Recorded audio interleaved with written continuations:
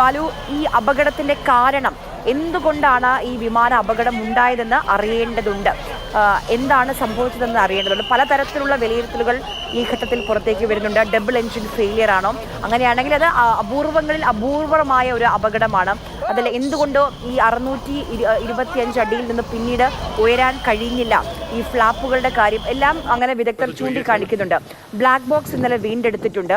ആ ബ്ലാക്ക് ബോക്സിൽ നിന്ന് ഈ ഫ്ലൈറ്റ് ഡാറ്റ റെക്കോർഡറിൽ നിന്നുള്ള വിവരങ്ങൾ വളരെ നിർണായകമാണ്. എന്താണ് സംഭവിച്ചതെന്ന് കണ്ടെത്താൻ ഈ പരിശോധനകളൊക്കെ ഏത് രീതിയിലായിരിക്കും? ആര്യ, പ്രാഥമിക അന്വേഷണമാണ് നിലവിൽ നടക്കുന്നത്. അതായത് ഇന്നലെ തന്നെ ഈ അപകടം ഉണ്ടായതിനു ശേഷം ഈ എയർക്രാഫ്റ്റ് ആക്സിഡന്റ് ഇൻവെസ്റ്റിഗേഷൻ ബ്യൂറോ ഈ അന്വേഷണത്തിൻ്റെ ചുമതല കേന്ദ്ര സിവിൽ വ്യോമയാന മന്ത്രാലയം ഏൽപ്പിച്ചിരുന്നു. കാരണം ഇന്ത്യയിൽ ഏത് വലിയ അപകടമുണ്ടായാലും, വിമാനാപകടമുണ്ടായാലും അതിൻ്റെ അന്വേഷണ ചുമതല എയർക്രാഫ്റ്റ് ആക്സിഡന്റ് ഇൻവെസ്റ്റിഗേഷൻ ബ്യൂറോയ്ക്കാണ്. ഈ എയർക്രാഫ്റ്റ് ആക്സിഡന്റ് ഇൻവെസ്റ്റിഗേഷൻ ബ്യൂറോയിലെ ഉദ്യോഗസ്ഥർ നിലവിൽ അഹമ്മദാബാദിൽ എത്തിച്ചേർന്നിട്ടുണ്ട്. അവർ ഈ അപകടം നടന്ന സ്ഥലത്ത് നിന്ന് ഈ വിമാനത്തിൻ്റെ അവശിഷ്ടങ്ങളും മറ്റും, അതായത് അന്വേഷണത്തിന് സഹായകരമാകുന്ന ഈ അവശിഷ്ടങ്ങളും മറ്റും ശേഖരിച്ചു തുടങ്ങിയിട്ടുണ്ട്. ഇതിനിടയിലാണ് ഈ അന്വേഷണത്തിന് സഹായവുമായി അമേരിക്കൻ ഏജൻസികളും രംഗത്തെത്തിയിട്ടുണ്ട്. ഈ ഫെഡറൽ ഏവിയേഷൻ അഡ്മിനിസ്ട്രേഷൻ്റെ ഉദ്യോഗസ്ഥർ, അതായത് അമേരിക്കൻ ഏജൻസിയായ ഫെഡറൽ ഏവിയേഷൻ അഡ്മിനിസ്ട്രേഷനിലെ ഉദ്യോഗസ്ഥർ ഈ അന്വേഷണത്തിന് സഹായിക്കുന്നതിനായി ഈ അഹമ്മദാബാദിലേക്ക് യാത്ര തിരിച്ചിട്ടുണ്ട്. ഉച്ചയ്ക്ക് ശേഷം അവരും ഈ അപകട സ്ഥലത്തേക്ക് എത്തിച്ചേരുമെന്നാണ് നിലവിൽ ലഭിക്കുന്ന വിവരം. ഈ സിവിൽ വ്യോമയാന മന്ത്രാലയത്തിലെ ഉദ്യോഗസ്ഥരും മറ്റും സൂചിപ്പിക്കുന്നത് നിലവിൽ ഈ രക്ഷാപ്രവർത്തനത്തിനാണ് ഏറ്റവും വലിയ പ്രാധാന്യം നൽകുന്നത്. കാരണം ഈ അപകടം നടന്ന സ്ഥലത്ത് നിന്ന് പരമാവധി പേരെ രക്ഷപ്പെടുത്തുക എന്ന ഒരു ലക്ഷ്യമുണ്ട്.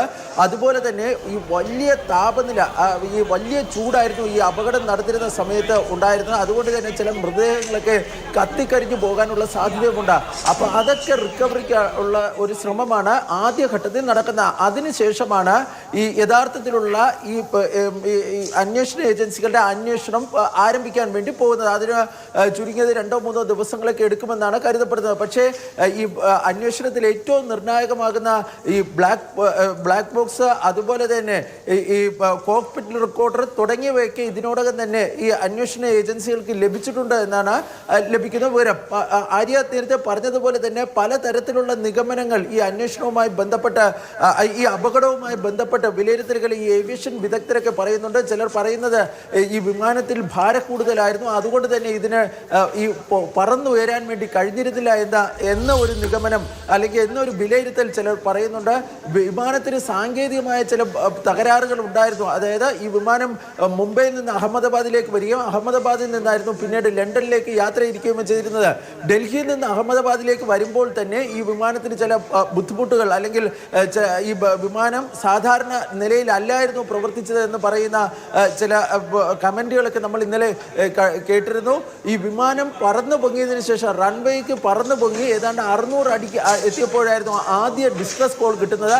അതിനിടയിലേക്ക് എന്തെങ്കിലും തരത്തിലുള്ള തടസ്സങ്ങൾ ഉണ്ടായിട്ടുണ്ടോ, അതായത് ഈ പക്ഷികൾ വച്ചോ വന്ന് ഇടിക്കുന്ന ഒരു സാഹചര്യം ഉണ്ടായിട്ടുണ്ടോ തുടങ്ങി പലതരത്തിലുള്ള നിഗമനങ്ങൾ ഇതിനോടൊക്കെ തന്നെ പുറത്തു വരുന്നുണ്ട്. പക്ഷേ ഇത് വളരെ ബാലഗോപാലാണ് ഡൽഹിയിൽ നിന്ന് വിവരങ്ങൾ നൽകിയത്. ബാലു പറഞ്ഞതുപോലെ പലതരത്തിലുള്ള നിഗമനങ്ങൾ, വിലയിരുത്തലുകളൊക്കെ ഈ ഘട്ടത്തിൽ വരുന്നുണ്ട്. ഇപ്പോൾ ഒരു ബേർഡ് ഹിറ്റ് ആണെങ്കിൽ പോലും ഇത് ഡുവൽ എൻജിൻ എയർക്രാഫ്റ്റ് ആണ്. രണ്ട് എൻജിന്റെ ഭാഗത്തും പക്ഷികൾ കൂട്ടത്തോടെ വന്ന് ഇടിക്കേണ്ടി വരും ഒരു പക്ഷേ.